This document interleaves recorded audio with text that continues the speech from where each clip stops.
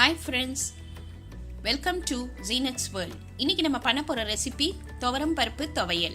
இதுக்கு தேவையான ingredients துவரம் பருப்பு 1/2 கப், தேங்காய், பூண்டு, சின்ன வெங்காயம், காஞ்ச மிளகாய், ஆயில். நம்ம இதெல்லாத்தையும் போட்டு ஃப்ரை பண்றதுக்கு.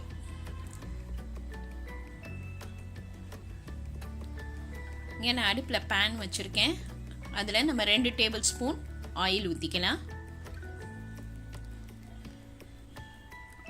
ஆயில் நல்லா காஞ்ச உடனே அடுப்பை சிம்மில் வச்சிருங்க. காஞ்ச மிளகா ஒரு 3 போட்டுடலாம். அது நல்லா ஃப்ரை ஆகட்டும். 5 மினிட்ஸில் நம்ம இந்த துவையல் பண்ணிடலாம். ரொம்ப ஈஸி. ஒரு 7-8 பூண்டு போட்டுக்கோங்க. தேங்காய் 2 பத்தை கட் பண்ணி வச்சுருக்கேன், அதை போட்டுக்கோங்க. சின்ன வெங்காயம் 5-6 போட்டு இப்போ இதை நம்ம நல்லா ஃப்ரை பண்ணிடலாம். இப்போ நல்லா ஃப்ரை ஆகிட்டுருக்கு.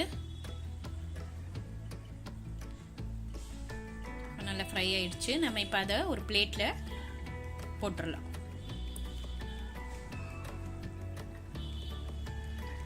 அதை கொஞ்ச நேரம் அப்படியே ஆற விடுங்க.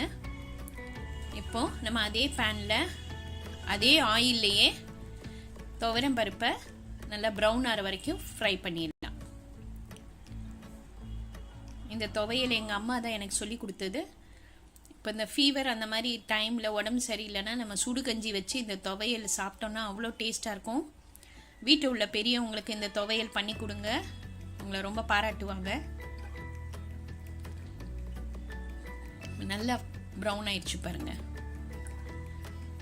இப்போ நம்ம இந்த பருப்பையும் அந்த பிளேட்டில் சேர்த்து எல்லாத்தையும் ஒன்றா போட்டுடலாம்.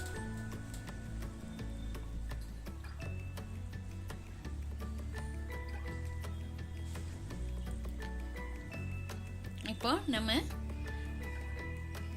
மிக்ஸி ஜாரில் இதை எல்லாத்தையும் ஒன்றா போட்டுடலாம். கல்லுப்பு தேவையான அளவு போட்டுக்கோங்க.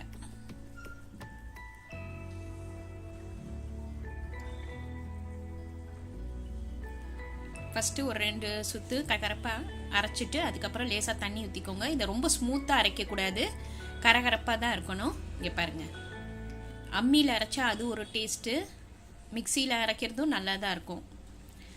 இப்போ நம்மளோட ரெசிபி ரெடி ஆயிடுச்சு. இன்றைக்கி இதை ட்ரை பண்ணி பாருங்கள். லைக் பண்ணுங்கள், ஷேர் பண்ணுங்கள், ப்ளீஸ் சப்ஸ்கிரைப் பண்ணுங்கள்.